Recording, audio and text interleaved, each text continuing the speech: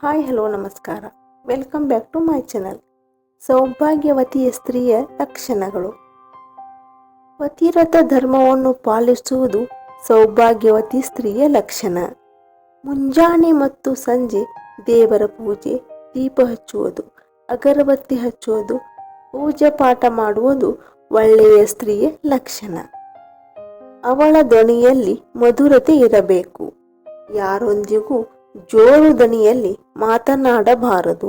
ಎಲ್ಲರೊಂದಿಗೆ ಸ್ನೇಹದಿಂದ ಮಾತನಾಡಬೇಕು. ಯಾವ ಹೆಣ್ಣು ತನಕ್ಕಿಂತ ಮನದಿಂದ ಸುಂದರವಾಗಿರುತ್ತಾಳೋ, ಬೇರೆಯವರ ಬಗ್ಗೆ ಕೆಟ್ಟದ್ದನ್ನು ಬಯಸುವುದಿಲ್ಲವೋ ಅವಳು ಒಳ್ಳೆಯ ಸ್ತ್ರೀ.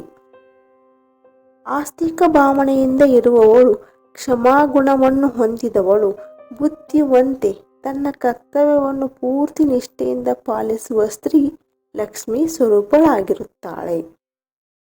ಬೇರೆಯವರ ದುಃಖದಲ್ಲಿ ತಾನು ಭಾಗಿಯಾಗುವವಳು, ತನ್ನ ಸಾಮರ್ಥ್ಯಕ್ಕೆ ತಕ್ಕಂತೆ ಅವರ ದುಃಖ ದೂರ ಮಾಡಲು ಸಹಾಯ ಮಾಡುವವಳು, ಬೇರೆಯವರ ದುಃಖ ಕಂಡು ಸಂತೋಷ ಪಡೆದವಳು ಒಳ್ಳೆಯ ಸ್ತ್ರೀ.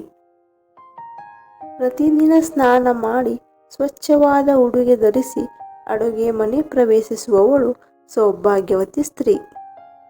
ಮನೆಗೆ ಬಂದ ಅತಿಥಿಗಳನ್ನು ಸ್ವಾಗತ ಸತ್ಕಾರ ಮಾಡುವವಳು.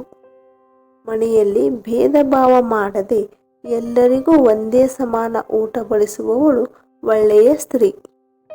ಯಾವಾಗಲೂ ಧರ್ಮ ಮತ್ತು ನೀತಿ ಮಾರ್ಗದಲ್ಲಿ ಹೋಗಿ ಪರಿವಾರ ಸದಸ್ಯರನ್ನು ಇದೇ ದಾರಿಯಲ್ಲಿ ನಡೆಯಲು ಪ್ರೇರೇಪಿಸುವವಳು ಸೌಭಾಗ್ಯವತಿ ಸ್ತ್ರೀಯಾಗಿರುತ್ತಾಳೆ.